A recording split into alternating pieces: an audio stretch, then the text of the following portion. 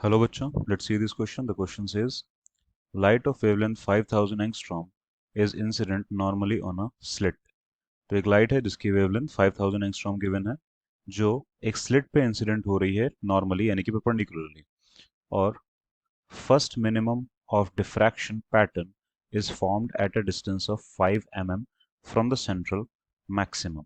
तो सीधी सी बात है, एक सिंगल स्लिट के ऊपर अगर एक लाइट इंसिडेंट होती है तो उसके दूसरी साइड अगर हम एक स्क्रीन अप्लाई करें तो डिफ्रैक्शन पैटर्न्स नज़र आते हैं।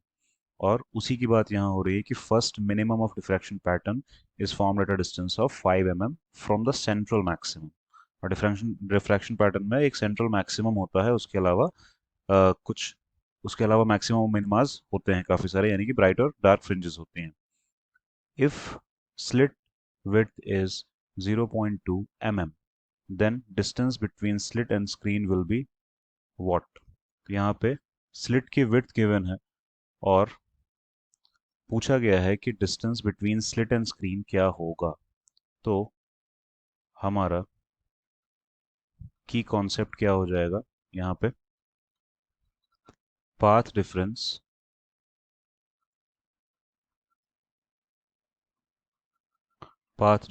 Is equal to a sine theta. यहाँ पे ए स्लिट की विड्थ है और थीटा वो एंगल है जहाँ पे सेंट्रल मैक्सिमम से वो फ्रिंज बन रही है। तो ये इतना पार्ट डिफरेंस हो जाएगा और ये डिफ्रैक्शन की बात हो रही है। डिफ्रैक्शन में अब इसमें ब्राइट और डार्क फ्रिंजेस के लिए पार्ट डिफरेंसेस अलग अलग आएंगे। ये ए साइन थीटा की वैल्यू इक्वल टू आएगी अलग अलग चीज़ों के। तो यहाँ पे मिनिमम की बात हो रही है, तो उसके अकॉर्डिंग फॉर अगर हम कहें मिनिमम, तो जो जनरल फॉर्मूला है वो है A sine theta is equal to, यानी कि path difference is equal to N lambda. यहाँ पे एन ऑर्डर है of diffraction, order of diffraction है एन, और लैम्डा वेवलेंथ है हमारा। तो ये हमारा हो जाता है पाथ डिफरेंस मिनिमम के लिए। लेकिन क्योंकि पूछा गया है या बताया गया है फर्स्ट मिनिमम का, पोजीशन बताई गई है फर्स्ट मिनिमम की, तो यहाँ पे एक हम पोजीशन वाइज एक डायग्राम अगर ड्रॉ कर लें, एक स्लिट बना लेते हैं। तो ये हमारी स्लिट हो गई एस, सामने स्क्रीन है, इसके पीछे से लाइट आ रही है, और इसके बाद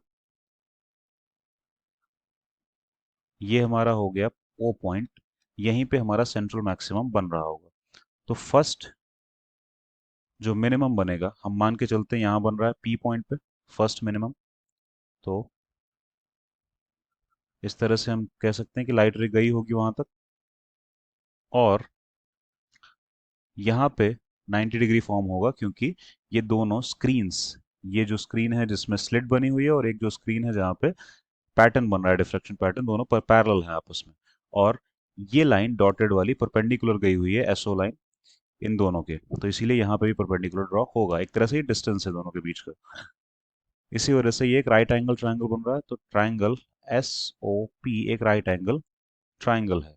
उसमें हम कुछ चीज़ों को देख सकते हैं। सबसे पहले हम यहाँ देखेंगे A sine theta is equal to N lambda के इक्वल है, यानी कि डार्क फ्रिंजेस के लिए मिनिमम के लिए। और फर्स्ट मिनिमम के लिए इसकी वैल्यू कितनी हो जाएगी, ए साइन थीटा हो जाएगा फर्स्ट मिनिमम के लिए, for first a sine theta is equal to lambda. तो ये सिर्फ फर्स्ट मिनिमम के लिए हो गया है। अब हम देखें इस ट्राइंगल के अकॉर्डिंग, इस ट्राइंगल बेसिस पे क्या होगा। तो हमें यहाँ फाइनली निकालना क्या है, distance between slit and screen. इसका मतलब अगर हम इसको कैपिटल डी नाम दे दें या सिंपली एस ओ नाम दे दें, इस ट्रायंगल को देखो तो ये एस ओ लेंथ है, और यहाँ बन रहा होगा वो एंगल थीटा जो कि हमने यहाँ भी यूज किया है। तो अब अगर इसके अकॉर्डिंग देखें, when theta is very small,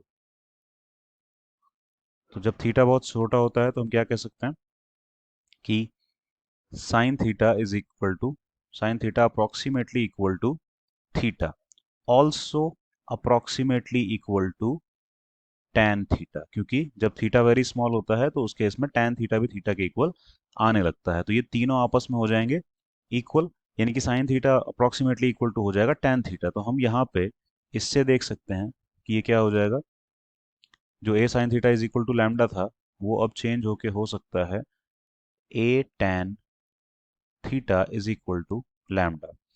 अब हम tan थीटा को यहाँ से यहाँ के अकॉर्डिंग अगर लिखें तो क्या होगा, O से P तक की डिस्टेंस अगर हम उसको y मान के चलते हैं जो कि गिवन भी है 5 mm, तो वो हो जाएगी। तो tan थीटा की वैल्यू आएगी a, tan थीटा की वैल्यू आएगी y डिवाइड बाय SO, यानी कि distance between slit and screen.